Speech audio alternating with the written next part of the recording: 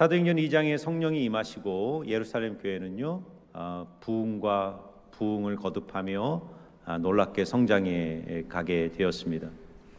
그런데 예수님 시대, 이 사도행전 시대나 오늘 이 시대나 한 교회를 세우시는 성령의 역사가 강하면 동시에 한 교회를 무너뜨리는 사단의 역사도 강력하게 작동합니다. 우리가 지금 사도행전 1장부터 6장까지 쭉 진행되고 있는데요, 그 구조적인 흐름을 한번 보십시오. 사도행전 1장, 2장, 3장에서 하나님의 놀라운 폭발적 부흥이 일어납니다. 사도행전 2장에 성령이 임하고 사도행전 3장에 안진뱅이가 일어나는 표적과 기사들이 일어나고 사도들을 통해 말씀이 선포되면서 초대교회 안에 놀라운 영적 부흥이 경험되는 것입니다. 그런데 동시에 4장부터 어떤 일이 벌어지냐면 사도들을 향한 핍박과 박해, 사탄의 아주 집요한 공격이 4장, 5장, 6장에 펼쳐지는 것을 보게 됩니다. 4장에서는 사내들인 공의회라는 이 종교 권력이 합세하여 이 사도들을 투옥시키고 매질을 하고 압박하면서 예수의 이름으로 말하지 말라고 침묵을 요구하죠. 그리고 사도행전 5장에서는 이 외부적 압박이 통하지 않으니까 이 교회 내부 공동체의 영적인 이 아주 바이러스, 그러니까 인본주의라는 바이러스, 하나님의 영광, 말씀에 집중하는 것이 아니라 인간으로부터 오는 어떤 영광을 추구하고자 하는 그 작은 바이러스를 집어넣으려고 그랬어요. 그게 뭡니까? 아나니아와 삽비라 사건 아닙니까? 자기의 재산을 팔아 사도들 앞에 뒀지만 그 동기는 사람으로부터 오는 칭찬과 명예 때문에 그 일을 한 거지 않습니까? 그렇게 해서 교회 전체가 만일 그 일을 수용하고 아나니아와 삽비라가 그 일로 인해서 교회 안에서 어떤 명예와 지위와 영광을 얻었다면 아마 예루살렘 교회는 이런 권력과 인간적 영광의 각축장으로 변질되어 버렸을 거예요. 그러나 초대교회는 아주 선명한 권징을 통해 교회의 순결성을 지키면서 이 예루살렘 교회는 더욱더 부흥하게 된 거예요. 그런데 오늘 우리 사도행전 6장에서 또다시 이 교회를 무너뜨리고자 하는 사단의 집요한 공격을 만나게 됩니다. 그것은 바로 분주함의 영성이에요. 분주함의 영성. 우리 교회든 우리 개인의 영성이든 한 사람의 심령 속에 사단은 분주함, 소음 이런 것들을 통해 하나님의 말씀에 집중하지 못하게 만드는 것입니다. 오늘 말씀을 통해 이 분주함이라는 치명적인 사단의 공격과 유혹 앞에서 우리는 어떻게 우리의 영성을 지켜낼 수 있을지를 나누기를 원합니다. 여러분, 사탄은요 천재입니다. 천재라고 말하기 좀 그런데 하여튼 사단은요 너무너무 잘 알아요. 이 교회의 아킬레스건, 교회의 취약점이 어디 있는지, 어디를 공격하면 될지 너무나도 잘 압니다. 사단이 교회를 무너뜨릴 때 주요한 타켓으로 공격하는 핵심 포인트는 말씀이에요. 말씀. 교회 안에 말씀이 살아나면 영혼들이 회심하고 사단의 나라가 정말 무너지고 하나님의 나라가 확장되고 말씀이 흥황하여 교회는 이 땅에서 하나님 나라를 이루는 것이죠. 그렇기 때문에 어떻게든 사단은 말씀을 무력화시키는 일에 전심전력하는 것입니다. 우리가 4장, 5장, 6장에서 사단이 어떻게 공격했는지 세 가지 공격 루트에 대해서 앞에서 말씀드렸잖아요. 그런데 공통점은 뭐냐면 다 말씀에 대한 공격입니다. 왜 사정에서 사도들을 감옥에 투옥하고 채찍질하고 종교적인 권위로 압박을 하면서 그 사내들인 공회가 사탄의 도구가 되어서 하는 것이 뭐냐면 너희가 다시는 예수의 이름으로 말씀을 전하지 마라. 다시는 말하지 마라. 침묵해라. 말씀을 전하지 못하도록 하잖아요. 그런데 하나님께서 투역된 베드로와 사도들을 감옥문을 여시고 그들을 다시 세상에 보내시면서 딱 한마디 하는데 뭐라 그럽니까? 너희는 가서 생명의 말씀을 모든 사람에게 아낌없이 전하라. 생명의 말씀을 전하라. 아무리 사단이 외부적으로 하나님의 메신저들을 억압하고 말씀을 전하지 못하도록 할지라도 하나님의 말씀 자체가 생명이기에 하나님의 말씀은 묶이지 않고 이 땅에 사단의 세력들을 격파하고 오늘도 하나님의 나라를 이 땅 가운데 이루어내실 줄 믿습니다. 여러분, 우리 초대교회도 마찬가지예요. 우리 한국교회가 어떻게 부흥했습니까? 여러분, 한국교회는요 참 독특한 점이 있어요. 한국교회가 세계사에 유례가 없는 폭발적 성장을 했습니다. 예루살렘 교회처럼 기독교 100년 만에 어떻게 보면 세계 최고의 기독교 국가를 형성하고 이 땅에 많은 곳에 교회가 세워질 수 있었던 이유는 우리 한국 기독교는요, 철저히 말씀의 뿌리를 둔 기독교입니다.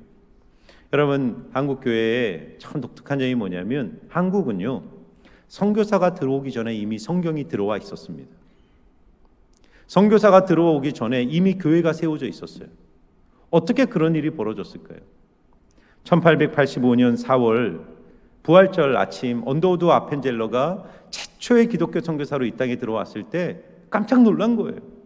이미 성경이 유포되고 이미 교회가 세워져 있는 겁니다. 어떻게 되느냐 봤더니 3년 전인 1882년 존 로스라는 중국 선교사님이에요. 중국 만주에서 선교사역을 하시던 이 존 로스 선교사님은 인삼 장사였던 서상륜이라는 이 조선인을 만나게 돼요. 복음을 전하고 세례를 받고 이 서상륜은 존 로스 목사님과 함께 성경 번역을 하는데 누가복음과 요한복음 두 쪽복음을 한글로 번역하게 됩니다. 그리고 서상륜은 이 쪽복음 한글로 번역된 성경을 이 보찜에 감추고 들어와서 이 권서인이라 그러는데요, 이 성경을 나누어 주고 성경을 유포하는 일을 한 겁니다. 그리고 그 성경이 유포됨으로써 예수를 믿는 사람들이 생기고 오른쪽에 보이는 것처럼 최초의 한국에 설립된 교회였던 소래교회가 세워지게 된 거예요. 그리고 3년 후에 최초의 선교사인 우리 언더우드 아펠렌젤러가 이 땅에 들어오게 된 것이죠. 그런데 이게 끝이 아닙니다. 한국 교회가 참 놀라운 것은요, 우리는 일반적으로 아펜젤러와 언더우드가 최초의 한국 선교사라고 말하지만 더 엄밀하게 말하면 20년 전 1866년에 이미 토마스 선교사라는 분이 한국에 들어왔어요. 근데 이분은 한국 땅에 내리자마자 한마디 말도 못하고 거기서 죽임을 당하게 돼요. 순교를 하십니다. 이 당시 이 토마스 선교사가 한국에 들어오려고 했던 조선시대는 이 대원군이 세국 정책을 펼치고 있었어요. 미국은 제너럴 쇼마노라는 이 상선을 통해 끊임없이 이 개방을 하라고 압박을 하는데 이 토마스 선교사가 조선을 품고 제너럴 쇼마노의 통역관으로 취업을 해가지고 조선 땅에 들어오려고 그랬어요.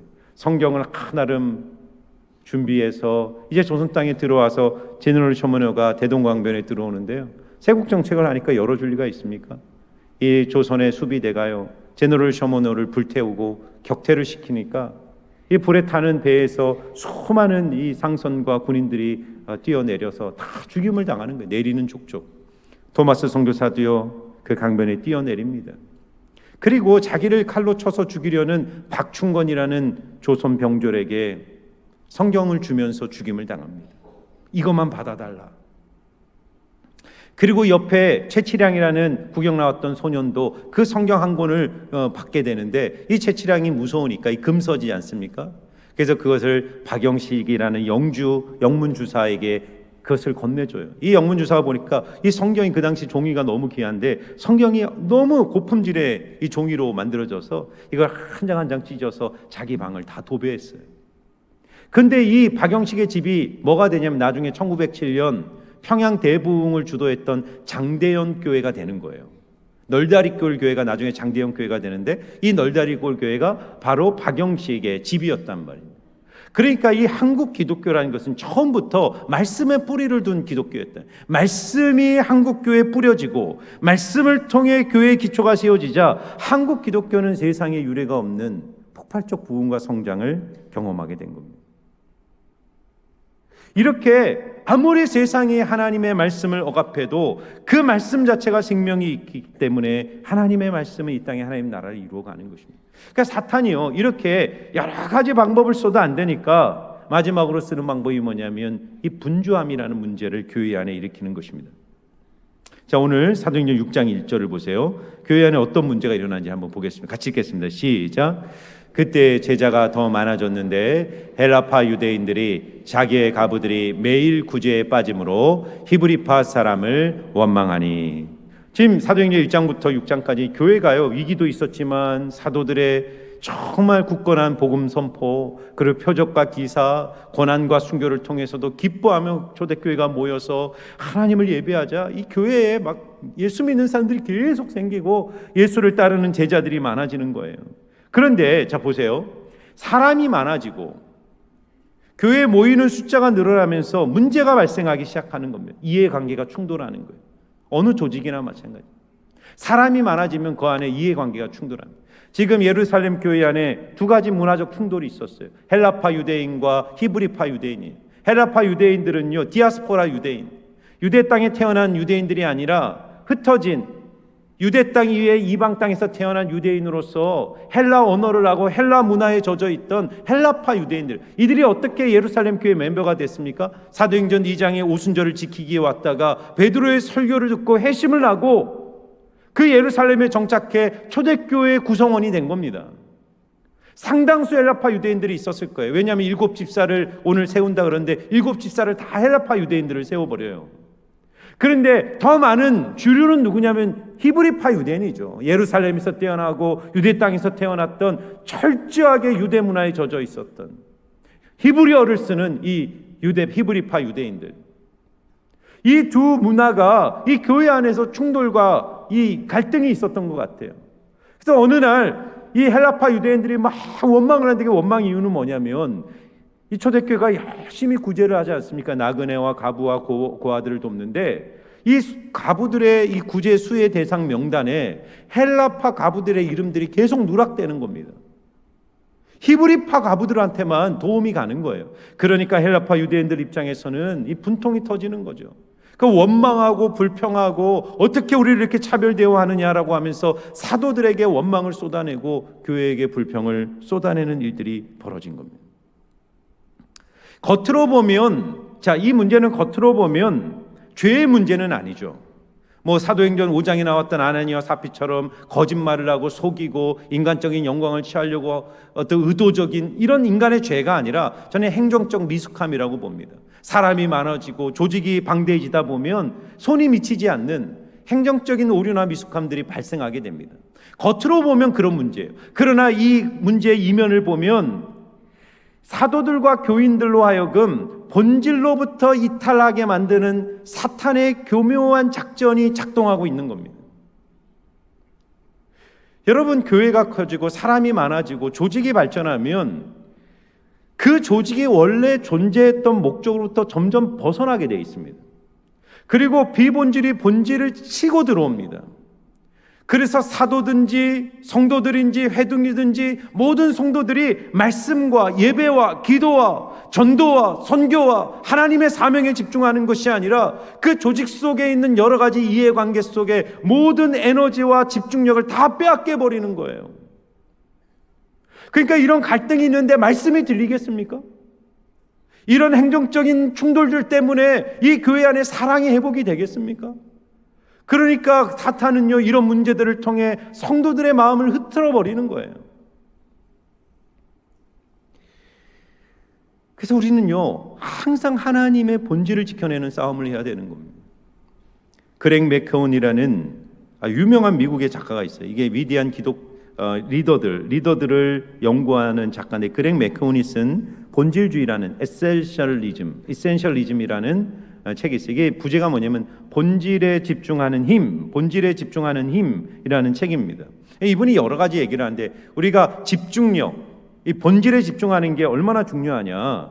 이제 마하트마 간디라든가 또는 스티븐 잡스, 워렌 버핏, 어떤 이 시대를 주도했던 위대한 지도자들의 공통점이 있다는 거예요. 그것은 뭐냐면 아주 본질에 집중하는 힘을 가지고 있었다. 그들의 삶의 철학은 뭐냐면 더 작게 그러나 더 깊고 더 좋게 인생을 살려고 했다는 거예요. 그러면서 여러 가지 얘기를 하는데 아주 심플한 한 가지 예는 뭐냐면, 이런 위대한 리더들은 옷장 정리의 달인이었다, 이렇게 말합니다. 옷장 정리의 달인. 아니, 옷장을 정리하는 것과 이센셜리즘, 본질주의랑 무슨 상관이 있습니까? 삶의 복잡함을 제거하고 인생을 심플하게 유지했다는 거예요. 왜 그랬을까요?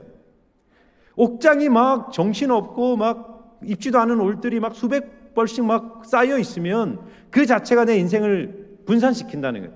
그래서 위대한 리더들은 자기의 삶을 심플하게 만들고 무엇인가에 집중하고 사명과 목적과 핵심 가치에 내 생각과 마음을 집중할 수 있도록 옷장이라는 그 작은 사소한 일들 하나 속에서도 정리를 하면서 하나님이 주신 자기의 인생의 사명에 포커싱을 맞추는 삶을 살았다는 것입니다. 제가 미국에서 목회할 때요, 한인교회 앞에 잔디밭이 있었습니다. 그 잔디밭을 어느 날 보니까 잔디가 스프링클러도 있는데 잔디가 곳곳 이렇게 죽어가는 거예요. 왜 그럴까? 이렇게 옆에 잔디 옆집 가서 이렇게 보니까 그 집은 파릇파릇합니다. 그래서 자세히 이렇게 좀 관찰해 보니까 이유를 발견했어요. 이 스프링클러가 시간이 되면 쫙 이렇게 물을 분사하는데 이 수압, 노즐 수압이 너무 강력해가지고 이 스프링클러를 쫙 뽑아내는 물이요 멀리 떨어지는 거예요. 그러니까 이 스프링클러부터 멀리 떨어져 있는 곳의 잔디는 파릇파릇하게 살아나는데 정작 가장 가까이 주변에 있는 잔디들은 물을 머금지 못하고 죽어가는 것입니다. 저는 그것을 보면서 우리 현대인들의 삶의 모순을 발견하게 돼요.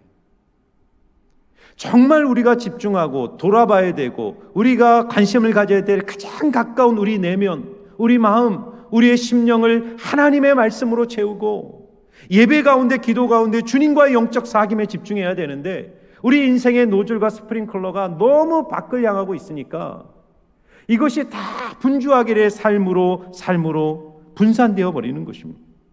사탄은 끊임없이 우리 인생에 분주하고 복잡한 일들을 가져와서 정말 인생의 핵심적인 가치와 본질이 무엇인지를 보지 못하게 하고 어느 순간 내 인생에 말씀이 부재된 삶, 은혜가 부재된 삶으로 몰아가서 인생의 지지 기반 자체를 흔들어 놓는 것입니다. 이것이 바로 오늘 초대교회가 직면한 문제고 어쩌면 이 시대를 살아가는 분주한 현대인들이 갖고 있는 우리들의 문제일 수도 있어요. 초대교회는 어떻게 이 문제를 해결했을까요? 사도행전 6장 2절과 3절입니다. 우리 한 목소리로 같이 한번 읽어보겠습니다. 시작. 12사도가 모든 제자를 불러 이르되 우리가 하나님의 말씀을 제쳐놓고 접대를 일삼는 것이 마땅치 아니하니 형제들아 너희 가운데서 성령과 지혜가 충만하여 칭찬받는 사람 7을 택하라. 우리가 이 일을 그들에게 맡기고. 아멘. 사도들이 얼마나 현명하게 이 문제의 본질을 간파하는지 몰라요. 이 문제는 행정의 이슈가 아니라 바로 영적인 공격이다. 우리 사도들, 우리 회중들이 정말 하나님의 말씀에 집중하도록 우리가 이 문제를 어떻게 바로잡을 것인가 기도하며 그들은 하나님의 지혜를 받아 7 집사를 세우는 성령과 지혜가 충만한 칭찬받는 7을 택하여 그들에게 이런 교회의 여러 가지 조직적 행정적 일들을 위임하고 사도들은 자신들의 본연의 본질, 하나님이 자신들을 세운 기도하는 일과 말씀을 묵상하고 말씀을 선포하는 일에 온전히 집중하는 그런 새로운 선택을 결정하게 되는 것입니다. 제가 이 말씀을 묵상하면서 제 삶을 묵상해 봤어요. 제가 이제 이리싱한 교회 와서 이제 4년을 목회하면서 제 목회적 삶의 패턴에 문제가 있다는 사실을 조금 자각하게 됐어요. 이 교회가요, 이제 우리 교회는 부목사님들도 많고 또 행정 직원들도 있고 그러니까 사실은 제가 해야 될 많은 일들을 이렇게 도와주기 때문에 어떻게 보면 일이 많다면 많고 적다면 적고 근데 훨씬 수월하죠. 교회 목회를 하기가. 그런데 너무너무 분주합니다. 이게 한 일주일을 돌아보면요. 왜냐하면 조직이 크고 또 교회가 규모가 있다 보니까 외부에서도 뭐 미팅 그리고 어떤 요구 모임 회의 그리고 뭐 이사를 맡아달라 요구가 너무 많아요. 계속 내 스케줄을 치고 들어오는 크고 작은 일들 속에 이리 치이고 저리 치이면서 어느 순간 내 안에 말씀을 묵상하고 기도하고 연구하고 하나님께 집중하는 시간들을 잃어버리고 있다는 사실을 발견하게 됐습니다. 저는요, 제가 보니까 예스맨이에요. 예스맨. 누가 뭘 요구하면 거절을 못합니다. 노를 해야 되는데 지금 더 중요한 일이 뒤에 있으면 그것을 위해서 이 앞의 시간들을 비워놔야 되는데 요구가 들어오면 예스 하다 보니까요. 정작 내 인생의 우선순위 중요한 일들에 집중하지 못하고 이렇게 스케줄에 끌려다니는 그런 저의 모습을 보게 됩니다. 그래서 앞으로 좀 노를 해야 되겠다. 그래서 좀 노를 하더라도 상처받지 마시고 우리 목사님이 정말 우선순위에 집중하려고 그러시는구나 이해해 주시고 물론 제가 우리 교회 성도님들을 돌보고 또 중요한 모임들에 열심히 참여해야 되지만 정말 제가 잘 판단해서 이건 아니다. 잘 분류하고. 근데 이것은 저만의 문제가 아닙니다. 우리가 어제 정책대회를 하면서 우리 교회가 목장교회로 전환하면서 중요한 우리 고민들이 있습니다. 사실은 우리 성도님들이 다 목자가 되어서 하나님의 몸된 교회를 세우고 우리 교회 안에 많은 목장 교회들이 건강하게 세워지는 것이 교회의 본질이에요. 존재 목적입니다. 그리고 내 신앙의 본질, 하나님 나를 부르신 사명은 결국은 영혼을 섬기고 영혼을 돌보고 목양을 하고 하나님의 몸된 교회를 세우도록 하나님 우리를 구속하신 거예요.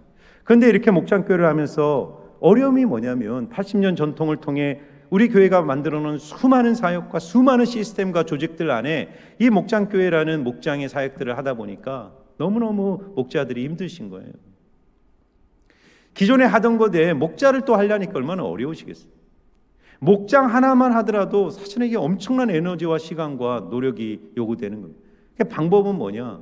이 교회의 조직과 시스템을 줄이는 게 하루아침에 되는 게 아닙니다. 그래서 이게 최선은 아니지만 차선은 뭐냐면요, 우리 목자, 목녀, 초원지기들은요 스스로 사역을 좀 줄이세요. 왜냐하면 우리 목자, 목녀들이요 대부분 헌신된 분들입니다. 이분들이 교회에서 사역을 4개, 5개, 6개 많은 사역들을 합니다. 그러다 보니까 목장에 집중하기 어려운 거예요. 힘든 겁니다. 그래서 우리 어제 당회에서 말한 것은 우리 목자, 목녀, 초원지기들은 1인 1사역 아니면 1인 2사역, 목자 외에 하나 내지 딱 맥시멈 2개만 할 수 있도록 권면을 하려고 합니다. 그러면 우리가 하던 사역을 내려놓으면 누가 하느냐? 너무 그거 염려하지 마시고 하나님 다 보내주십니다. 그래서 담대하게 목장 사역에 좀 집중하기 위해서 여러분들이 사역들, 분주함들을 좀 줄이고 하나님의 사역에 말씀을 전하고 묵상하고 기도하고 또 우리 목원들이 도와주셔야죠. 목원들이 목자가 그렇게 성도들을 목양할 수 있도록, 목원들을 목양할 수 있도록 사역들을 좀 분담하고, 우리 7 집사를 세운 것처럼 이 목장 안에서도요 목자가 다 하면 감당이 안 됩니다. 그래서 제가 지금 미리 선포하는데요, 여러분 마음의 준비를 하세요. 내년부터는요 그 목장 모임도 돌아가면서 할 겁니다. 목자만 집에서 오픈하고 목자만 집에서 섬기고 이게 아닙니다. 우리가 다 섬기는 거예요. 다 섬김을 하도록 하나님 우리를 부르신 거예요. 그래서 다 돌아가면서 한 번씩 집도 오픈하고 목원들도 초대해서 한번 섬겨보고, 그러면서 우리의 신앙이 성장하고 하나님 주신 은혜를 누리는 겁니다. 서로 협력하면서 하나님의 일에 집중해야 돼요. 저는 인생의 우선순위를 생각하면서 마리아와 마르다가 한번 이 말씀 여러분 잘 아시잖아요. 예수님이 어느 날 마리아와 마르다의 집에 방문합니다. 마리아와 마르다는 주님을 정말 사랑했어요. 두 사람 다 똑같아요. 주님을 향한 사랑은. 그런데 이 두 사람이 주님을 사랑하는 표현의 방법에 있어서 선택이 달랐어요. 마리아는 예수님이 오자 예수님의 발 앞에 앉아서 예수님의 말씀을 경청하고 집중합니다. 근데 마르다는 예수님을 너무 사랑하니까 어떻게 하냐면 부엌에 들어가서 예수님과 제자들을 섬길 수 있는 음식들을 만들고 음식을 대접하기 위해서 부엌에서 일을 하는 거예요. 근데 일을 하다 보니까 이 마르다의 마음에 신경질이 났어요. 자기는 막 지금 정신없고 분주하고 막 부엌에서 눈코 뜰 새 없이 일하고 있는데 마리아를 보니까 동생 마리아는 예수님 발 앞에 앉아가지고 아무 일도 안 하고 그냥 말씀만 듣고 있는 거예요. 그러니까 마르다가 화가 나서 예수님께 요청하는 거예요. 예수님, 그 마리아 좀 이 부엌으로 보내주세요. 제가 정말 너무 힘듭니다. 그때 예수님이 마르다에게 아주 중요한 말씀을 하세요. 누가복음 10장 41절 42절입니다. 자, 우리 한번 같이 읽어볼까요? 시작. 마르다야 마르다야, 내가 많은 일로 염려하고 근심하나 몇 가지만 하든지 혹은 한 가지만이라도 족하니라. 마리아는 이 좋은 편을 택하였으니 빼앗기지 아니하리라. 아멘. 마르다야, 한 가지만 해라. 마리아는 더 좋은 것을 선택했다. 이것을 절대로 빼앗기지 않을 거다. 그럼 예수님의 이 말을 잘못 이해하면 지금 마르다가 부엌에서 예수님을 위해서 식사를 준비하고 음식을 준비하는 거 이게 나쁜 일입니까? 마리아는 말씀을 듣는 건 좋은 일이고 음식을 만드는 건 나쁜 일입니까? 그런 의미가 아니에요. 주님을 위해서 봉사하고 헌신하고 사역하고 일하고 음식을 준비하고 너무너무 귀한 일이죠. 근데 우선순위를 말하는 거예요. 우선순위. 하나님의 말씀이 선포되는 그 자리, 하나님이 찾아오셔서 주님께서 주의 음성을 들려주시는 그 자리에서 하나님의 음성을 듣는 일을 선택하지 아니하고 부엌에 들어가 음식을 만드는 일은 우선순위에서 잘못됐다는 것입니다. 우리가 사역을 해야 됩니다. 봉사를 해야 돼요. 우리가 열심히 주님을 섬겨야 돼요. 그러나 먼저 성찰하고 점검해야 될 것은 내 안에 말씀이 있나? 내가 말씀으로 충만한가?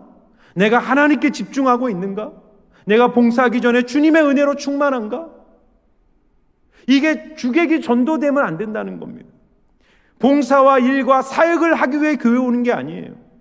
주님이 우리에게 너 나를 위해서 일하라고 말하는 게 아닙니다. 내 음성을 들어라. 나를 사랑해라.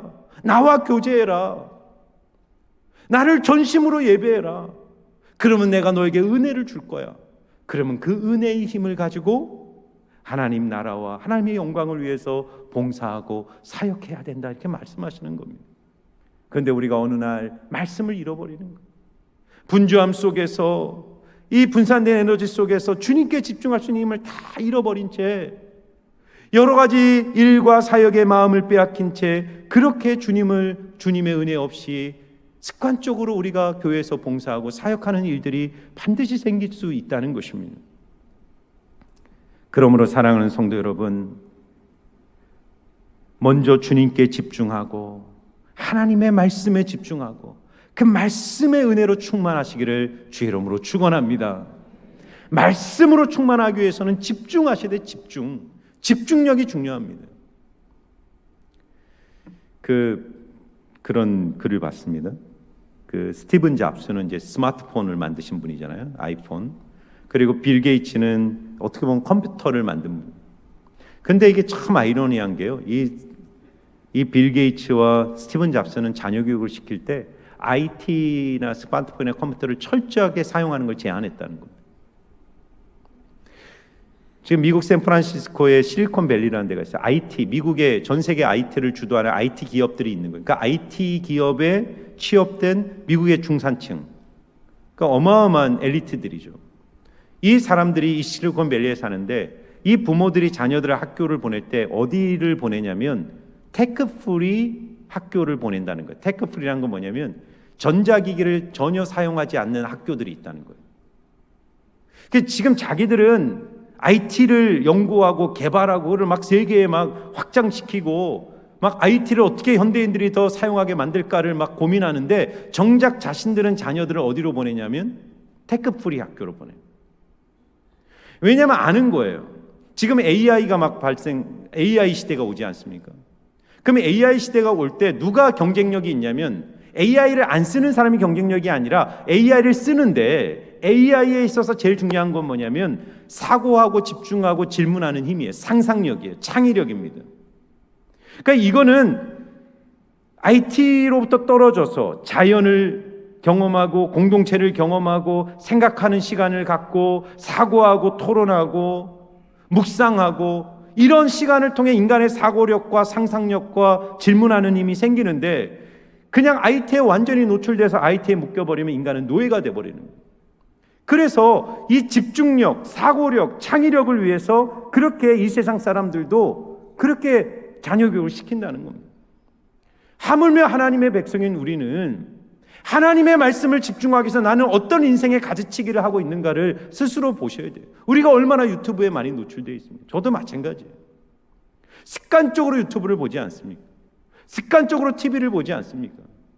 우리가 언제 하나님을 묵상하고 하나님을 생각하고 인생의 정말 본질적인 가치들에 대해서 고민하고 그걸 붙들고 기도하는 시간들을 갖기가 얼마나 어렵습니까? 하나님 앞에서 가지치기를 해야 돼요. 오늘 이 분주함이란 바닷속에서 길을 잃어버릴 이 초대교회는요, 결단을 내리고 말씀이라는 닷을 깊이 내리는 것입니다. 그래서 그 결과가 무엇입니까? 사도행전 6장 7절이에요. 사도행전 6장 7절. 같이 한번 읽어볼까요? 시작.